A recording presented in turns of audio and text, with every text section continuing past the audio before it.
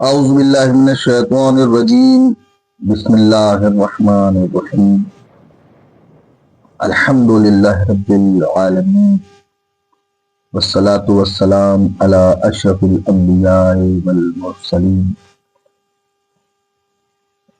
واہل بیتہ الطیبین الطاہرین المعصومین المظلومین ولعنۃ اللہ علی اعدائهم اجمعین ولا هذا إلى قيام يوم الدين أما بعد فقد قال الله تعالى في القرآن الكريم وقوله الحق بسم الله الرحمن الرحيم. ناظرین، پچھلی قسط میں ہم نے آپ کی خدمت میں عرض کیا تھا کہ قرآن نے اہل بیت کو پاک قرار دیا ہے اور رسول خدا نے اہل بیت علیہ السلام کو آئے تطہیر کا مصداق قرار دیا ہے. آج ہم اس سوال پر آتے ہیں کہ جب رسول خدا نے اور قرآن نے دین کے عادیان کا تعارف کروا دیا تھا تو پھر یہ لوگ کیوں بھٹک گئے؟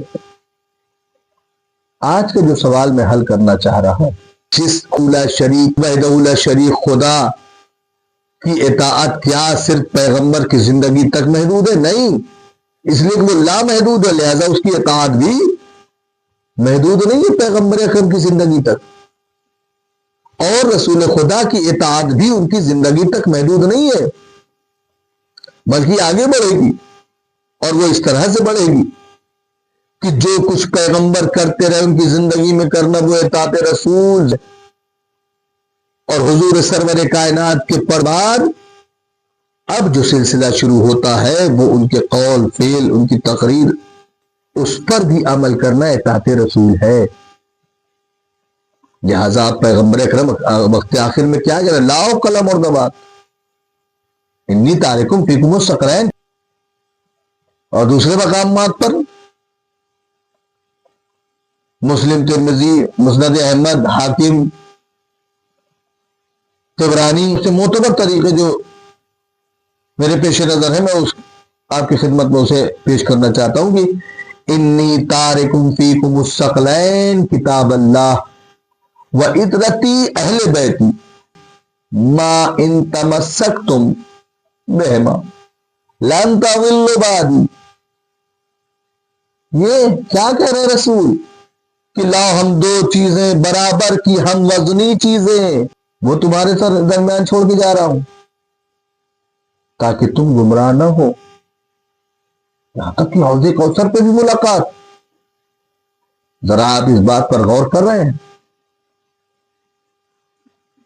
پیغمبر اکرم کے لیے جس طرح سے اللہ نے اطاعت کا حکم دیا ہے اور اپنی اطاعت کا خدا نے حکم دیا، قرآن اعلان کر رہا ہے کہ اطیعوا اللہ اطیعوا الرسول واولی الامر منکم، دونوں اطاعتوں کے ساتھ ساتھ اسی طریقے سے پیغمبر اکرم نے بھی فرمایا کہ میرے بعد قرآن کا کام ہے کہ وہ بتائے کہ کون ہے جو اطاعت کے لائق ہے، اور اہل بیت وہ بتائیں گے کہ خدا کی اطاعت کیسے کی جاتی ہے، رسول کی اطاعت کیسے کی جاتی ہے. اسی لیے قرآن اکیلا نہیں، اہل بیت اکیلے نہیں ہیں، بلکہ دونوں کو ساتھ رکھا، ہم وزن بنایا، قرآن بھی اہل بیت بھی. یعنی بغیر قرآن کی اگر کوئی اہل بیت کو صرف مانتا ہے تو وہ بھی اطیعوا اللہ اطیعوا الرسول کی اس صفت سے، اس سلسلے سے خارج ہو جاتا ہے.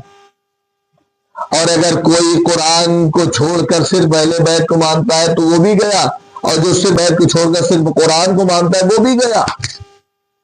نبی کریم نے دونوں سلسلوں کو ایک ہی ساتھ جوڑ کر بتایا، قرآن اہل بیت سے ہٹ کر نہیں ہے، اہل بیت قرآن سے ہٹ کر نہیں ہے. شاید یہی وجہ عزیزان گرامی، ناظرین کرام، پیغمبر نے بار بار اس بات کی طرف متوجہ کرایا، لوگوں کے سامنے پیش کیا، لیکن بار بار کیونکہ ان کو دین اموی پسند تھا، دین بنو امیہ پسند تھا، لالچ، دولت، اقتدار، شریعت ان کے نزدیک کچھ نہ تھی، قرآن کا قانون ان کے نزدیک کچھ نہ تھا، مذہب اسلام کے شرائط اور شروط کچھ بھی نہ تھے ان کے سامنے۔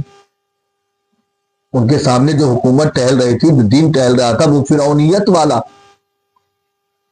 وہ ابو سفیان والا، وہ ضلالت والا، وہ ذلت والا، وہ رسوائی والا، وہ وحدہ شریک خدا کی بارگاہ میں پسندیدہ دین اسلام کے شرائط سے بے خبر تھے۔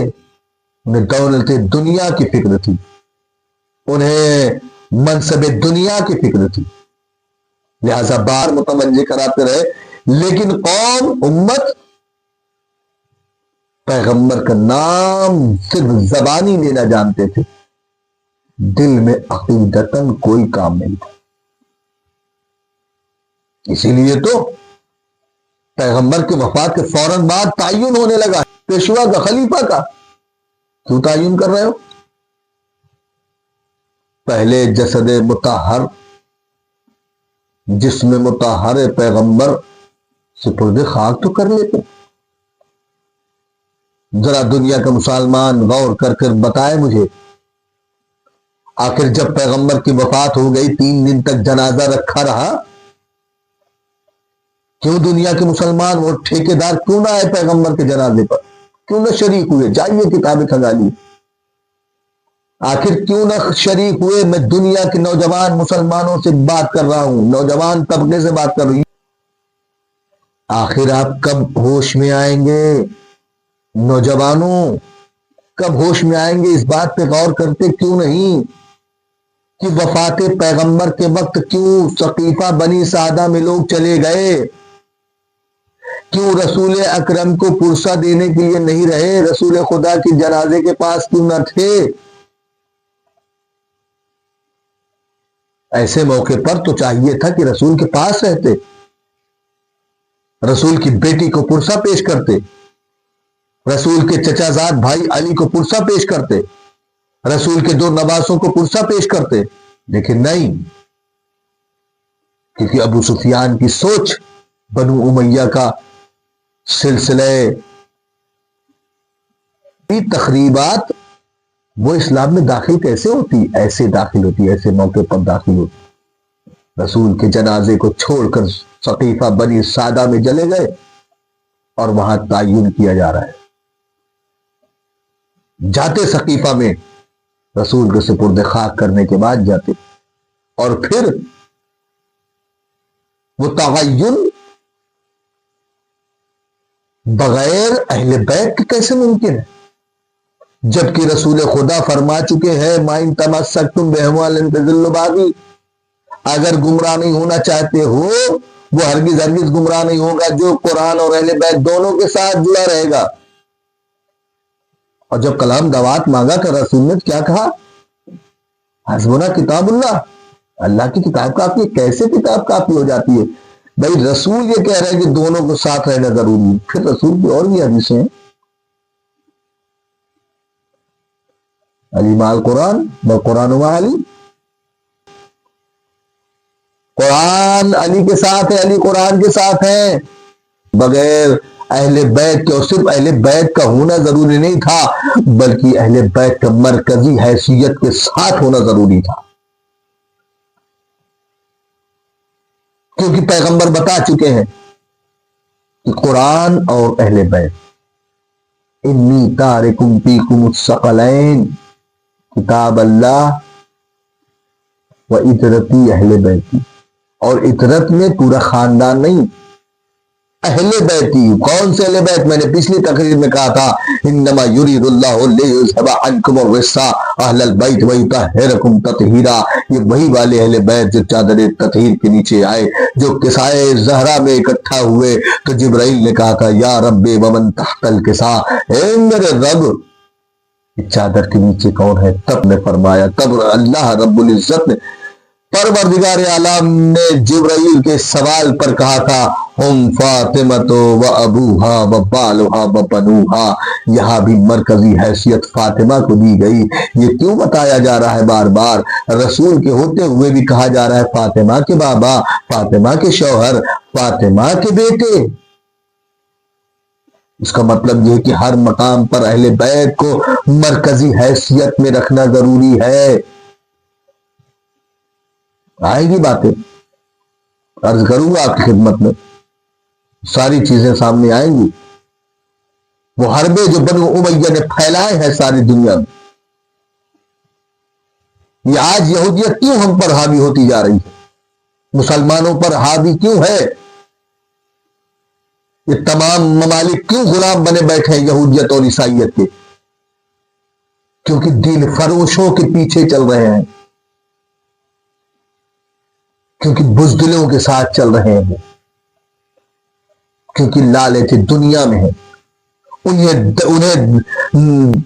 ڈالر اور درہم و دینار دکھا کر خرید لیا جاتا ہے، کیونکہ لالچ دنیا ان کے اندر. تمہیں پتہ چلے گا کہ عیسائیت اور یہودیت کے مقابلے میں کون کھڑا ہے، کون کل کھڑا تھا، کون آج کھڑا ہے، کون کل کھڑا ہوگا. میں بس یہیں تک آپ آج کی گفتگو کو تمام کرنا چاہتا ہوں. امید ہے کہ ناظرین اور سامعین منبر حق و ولایت کے چینل کو سبسکرائب کر رہے ہوں گے اور شیئر کر رہے ہوں گے. آپ کا ایک شیئر اور ایک سبسکرائب ہمارا حوصلہ بڑھا دیتا ہے.